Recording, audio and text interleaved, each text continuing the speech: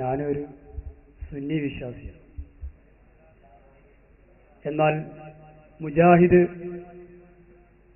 പ്രസ്ഥാനക്കാർ പലപ്പോഴും സുന്നികളെ മുസ്ലിങ്ങളിൽ നിന്ന് ഇസ്ലാമിൽ നിന്ന് അകറ്റാൻ വേണ്ടി ആ ഒരു വേദികളിൽ ഉപയോഗിക്കുന്ന പ്രത്യേകിച്ച് ഖബർ കെട്ടിപ്പോക്കൽ സംബന്ധമായി പല ഹദീസുകളും സഹീഹാണെന്ന് പറഞ്ഞുകൊണ്ട് തെറ്റിദ്ധരിപ്പിക്കാറുള്ള ചില സംശയങ്ങളാണ് ഞാൻ ചോദിക്കുന്നത്. ബഹുമാനപ്പെട്ട അലി റളിയല്ലാഹു അൻഹു റസൂലുള്ളാഹി സ്വല്ലല്ലാഹു അലൈഹി വസല്ലം തങ്ങളോട് ഉദ്ധരിക്കുന്ന ഒരു ഹദീസ്, അല്ലാ ദുആ ഇൻസാൻ ഇല്ലാ തംസ്തുഹു വലാ ഖബറൻ മുസ്രിഫൻ ഇല്ലാ സവൈതുഹു, ഉയർന്നു നിൽക്കുന്ന ഏത് ഖബറും പൊളിക്കണമെന്നാണ് മഹാനായ റസൂലുള്ളാഹി സ്വല്ലല്ലാഹു അലൈഹി വസല്ലം എന്നോട് കൽപ്പിച്ചിരിക്കുന്നത്. അപ്പോൾ ജാറങ്ങൾ പൊളിക്കാൻ റസൂലുള്ളാഹി സ്വല്ലല്ലാഹു അലൈഹി വസല്ലം കൽപ്പിച്ചു എന്നതിന് ശക്തമായ ഒരു തെളിവ് നൽകുന്ന ഹദീസല്ലേ ഈ ഹദീസ് എന്നാണ് എൻ്റെ ചോദ്യം. വളരെ പ്രസക്തമായ ഒരു ചോദ്യമാണ്. അതായത് നമ്മുടെ നാടുകളിൽ കാണുന്ന ജാറങ്ങൾ, മഖ്ബറകൾ, അതൊക്കെ പൊളിച്ചു നീക്കണം എന്നതിന് മുജാഹിദുകൾ സാധാരണഗതിയിൽ ഉന്നയിക്കാറുള്ള ഒരു ഹദീസാണ്. ബഹുമാനപ്പെട്ട അലി ഇബ്നു അബീ ത്വാലിബ് റളിയല്ലാഹു അൻഹുവിൽ നിന്ന് ഉദ്ധരിക്കപ്പെടുന്ന ഹദീസ്. എന്താണ് അതിൽ പറയുന്നത്? വലാ ഖബറൻ മുശ്രിഫൻ ഇല്ലാ സവ്വൈതഹു, റസൂലുള്ളാഹി എന്നെ ഏൽപ്പിച്ചു എന്നാണ്.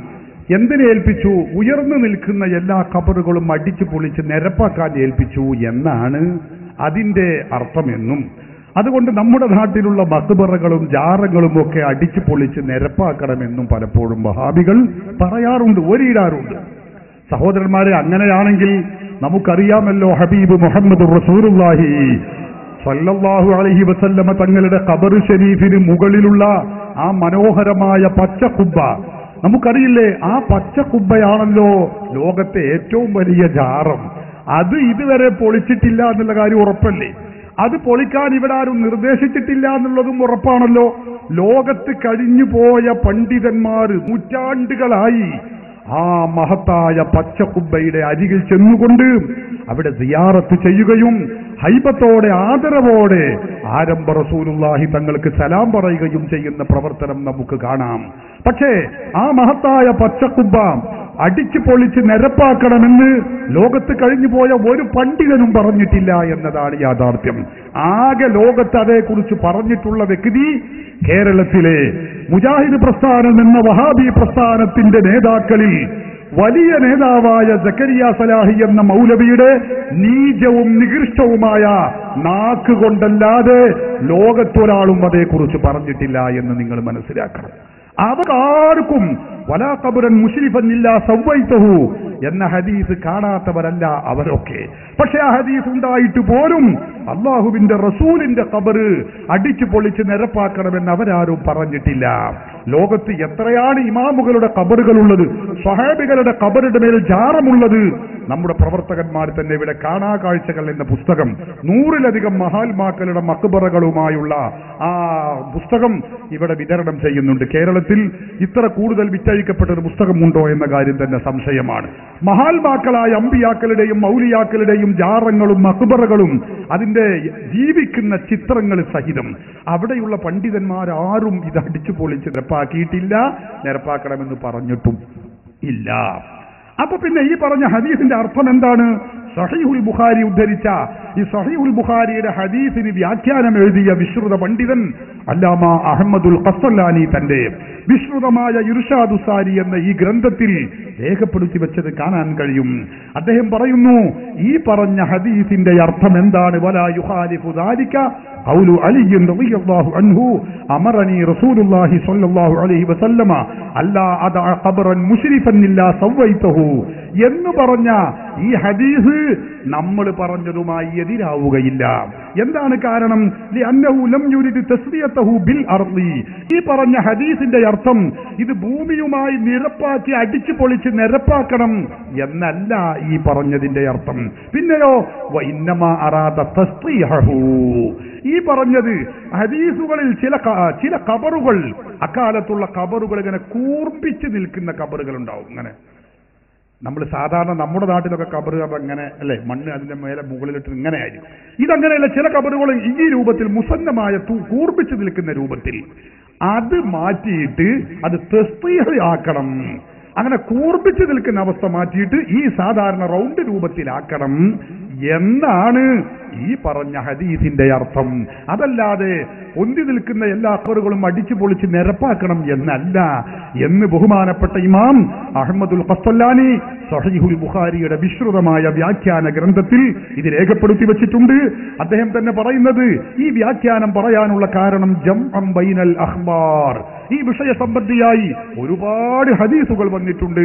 ആ ഹദീസുകളെ മുൻനിർത്തിക്കൊണ്ടാണ്, എല്ലാ ഹദീസുകളെയും സംയോജിപ്പിച്ചുകൊണ്ടാണ് ഞാൻ ഇപ്രകാരം പറയുന്നത് എന്ന് ബഹുമാനപ്പെട്ട ഇമാം ഖസ്സലാനി തന്റെ ഇർഷാദുസ് സാരി എന്ന ഈ ഗ്രന്ഥത്തിൽ രേഖപ്പെടുത്തിയ കഥ ഞാൻ നിങ്ങളെ അറിയിക്കുകയാണ്. അങ്ങനെയാണെങ്കിൽ ഇവര് പറയുന്ന ഇതിൽ അസ്സവാജിർ എന്ന ഗ്രന്ഥത്തിൽ ബഹുമാനപ്പെട്ട ഇബ്നു ഹജർ തങ്ങൾ വതജിബുൽ മുബാദറത്തുൽ ഹദ്മിഹ വഹദ്മിൽ ഖിബാബില്ലത്തി അൽഖുർ, ഇതേക്കുറിച്ച് ഉസ്താദിന് എന്ത് പറയാനുണ്ട്?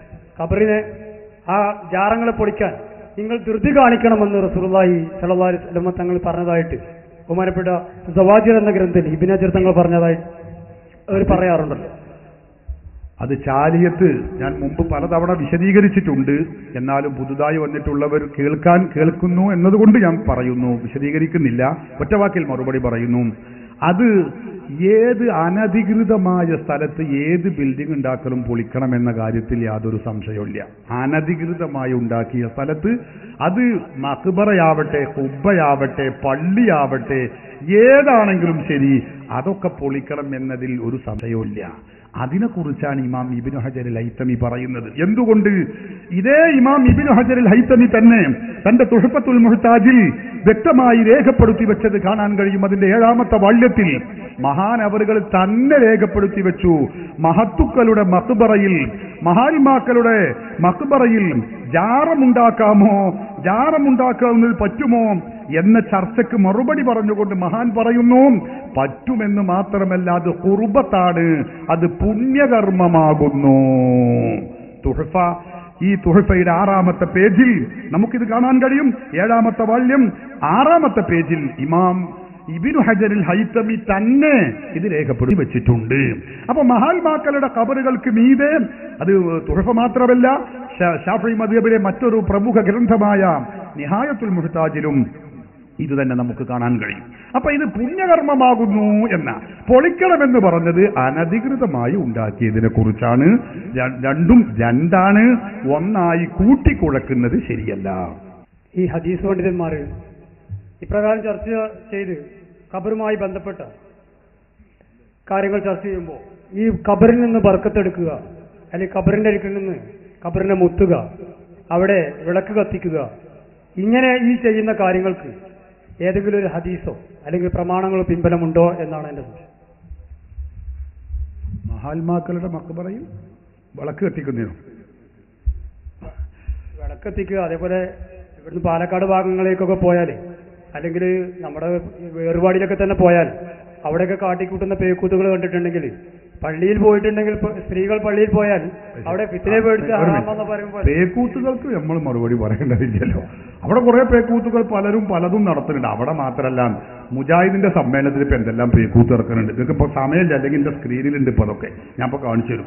മുജാഹിദിന്റെ സമ്മേളനത്തിൽ ആണും പെണ്ണുങ്ങളും സ്ത്രീകളും പുരുഷന്മാരും കൂട്ടി കുഴഞ്ഞ് കഞ്ഞിയും ചോറും കൂടി വെച്ച് ആകെ എന്താ മുതിരി മോര് കൂടിയും വെച്ച മാതിരി ആകെ വരക്കുന്നത് നമ്മൾ കാണാൻ കഴിയും. അങ്ങനെ പലയിടത്തും പലതും നടക്കുന്നുണ്ട്.